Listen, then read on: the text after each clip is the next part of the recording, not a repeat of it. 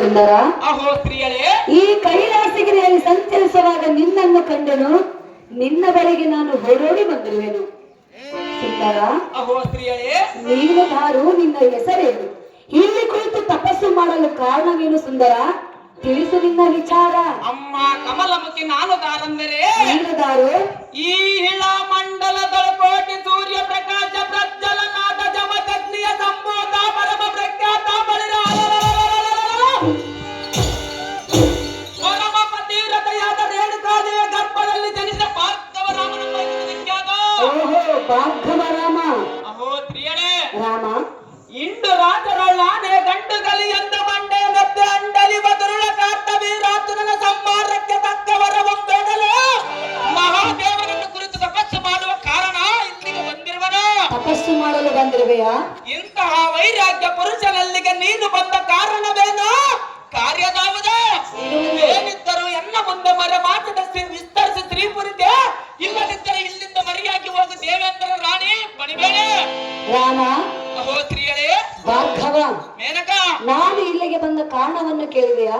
ಹೌದು ಸ್ತ್ರೀಯಳೇ. ಕಾರಣವಿರುವುದು ಬಂದಿರುವೆನು. ಅದು ಯಾವ ಕಾರ್ಯವೋ ಸ್ತ್ರೀಯಳೇ? ಹೇಳಿದರೆ ನೆರವೇರಿಸಿ ಕೊಡುವೆಯಾ? ನೆರವೇರಿಸಿ ಕೊಡುವ ಕಾರ್ಯವಾದರೆ ನೆರವೇರಿಸಿ ಕೊಡುವನು, ಇಲ್ಲವಾದರೆ ಪರಸ್ತ್ರೀಯರಿಗೆ ಗೌರವ ಕೊಟ್ಟು ಕಳಿಸುವನು. ಹೌದೇ? ಹೌದು ಸ್ತ್ರೀಯಳೇ. ನಿನ್ನಿಂದ ನೆರವೇರುವ ಕಾರ್ಯವದು. ನನ್ನಿಂದ ನೆರವೇರುವ ಕಾರ್ಯ ಯಾವುದು ಸ್ತ್ರೀಯಳೇ? ಹೇಳಲೆ? ಹೇಳು ಸ್ತ್ರೀಯಳೇ.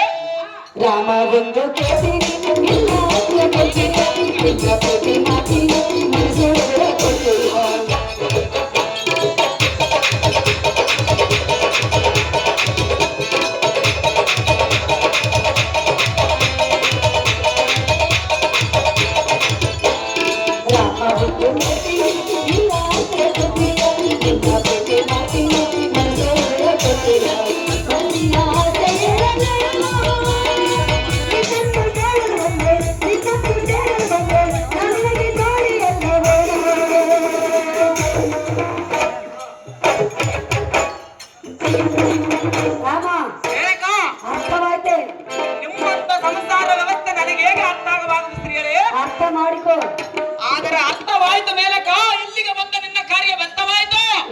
ವ್ಯಕ್ತವಾಯಿತು.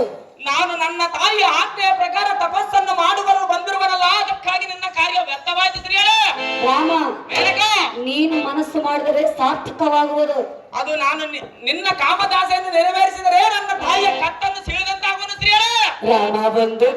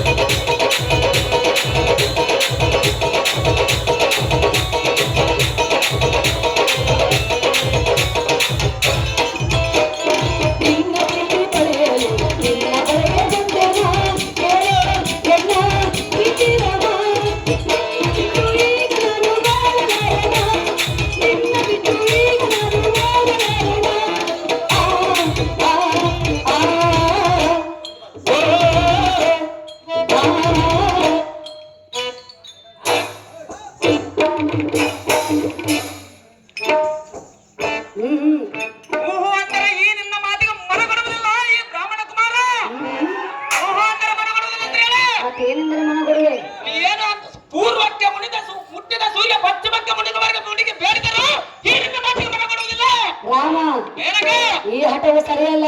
ನಿನ್ನ ಹಠವು ಬಿಟ್ಟು ನಿನ್ನ ಅಂತಃಪುರಕ್ಕೆ ನಡೆಸಿಯಲ್ಲ. ರಾಮ ಬಂದು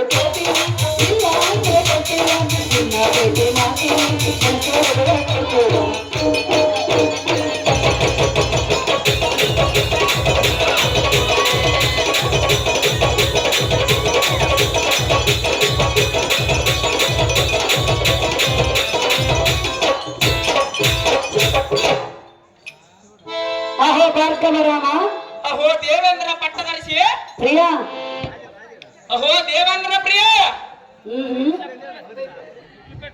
ರಾಮ.